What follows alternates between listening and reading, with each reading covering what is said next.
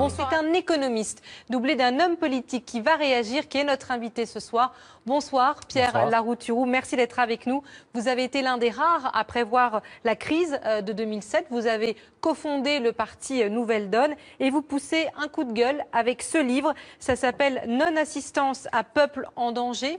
Ça sort chez Fayard demain. Merci d'ailleurs de venir nous en dévoiler les mesures en avant-première. Et vous proposez un plan d'urgence pour sortir de la crise. On va le détailler ensemble. Mais d'abord, votre réaction, bien sûr, à ces prévisions optimistes de l'UNEDIC sur une baisse du chômage l'année prochaine. Mais hélas, trop optimiste, pour deux raisons. D'abord, l'UNEDIC dit que ça y est, l'année prochaine, la croissance revient. Ça fait 20 ans qu'on nous dit l'année prochaine, la croissance revient. Or, c'est pas vrai. Le Japon est en récession, le Brésil est en récession, le Canada est en récession. Là, en Chine, la bulle immobilière est en train d'exploser. Et même en Allemagne, depuis 2 mois, l'industrie recule. Donc, première idée, la croissance revient l'année prochaine. C'est faux. Si on ne change pas de politique, il n'y a aucun espoir. Deuxième raison, si le chômage reculait, c'est parce qu'il y a 300 000 ou 400 000 personnes qui ne seront plus comptées comme chômeurs parce qu'elles vont tomber dans la pauvreté. Des gens qui, au bout de 2 ans, n'arrivent pas à trouver du boulot. Donc, ils ne sont plus comptés comme chômeurs, mais c'est pire pour eux et pour leur famille. Donc, si on ne change pas de politique, ce que dit Nouvelle Donne, c'est que si on ne change pas de politique, il n'y a aucun espoir. Le chômage et la précarité vont flamber. Mais on propose, vous l'avez dit, 5 solutions concrètes. 5 solutions qu'on peut mettre en place en 3 mois. On va y aller, mais je voudrais rebondir sur ce que vous disiez. Ces gens qui vont tomber dans la précarité, ça m'a frappé dans votre livre. Vous rappelez littéralement que le chômage tue.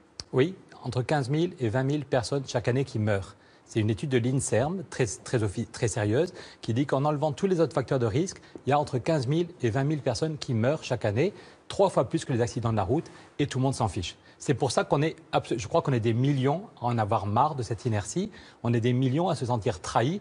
Moi, j'avais voté pour François Hollande, il avait dit on va séparer les banques de dépôt et les banques d'affaires. Il ne l'a pas fait. Il avait dit on va construire des logements. Vous savez qu'on est le pays d'Europe où les loyers sont les plus chers.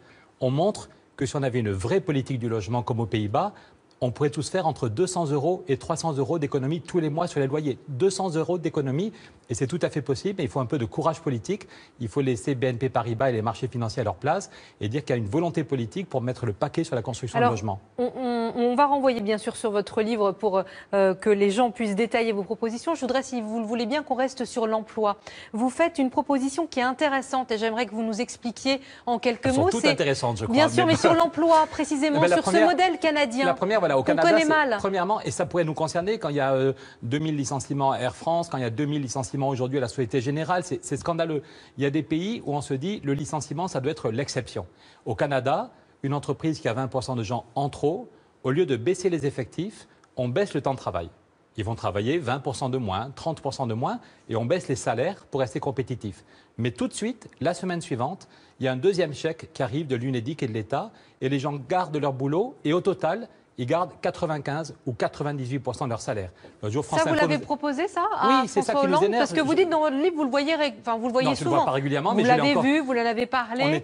On a encore passé 1 heure fin juin à l'Élysée pour lui montrer qu'il y a des solutions pour sortir l'Europe de la crise, pour sortir de l'austérité, pour sauver le climat. La Banque centrale va mettre 1 000 milliards pour les banques. Là, c'est énorme, on n'en parle pas. La Banque centrale européenne a décidé de créer 1 000 milliards et va les donner aux banques.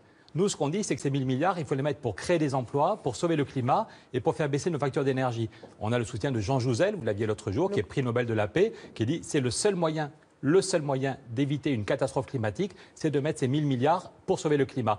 Et ça pourrait créer 200 000 emplois en France. Une autre mesure, si j'ai un moment, c'est pour protéger les PME. Tous les ans, il y a plus de 60 000 PME qui meurent en France, souvent parce qu'elles ont un problème de retard de paiement. Les grands clients les font poireauter en disant si la PME est morte dans 6 mois, j'aurai plus besoin de la payer. Et donc Nouvelle Donne propose un système très efficace qui dit qu'au bout de 2 mois, c'est la Caisse des dépôts qui paye la facture à la PME et c'est la Caisse des dépôts qui se retourne avec le service juridique vers le mauvais payeur.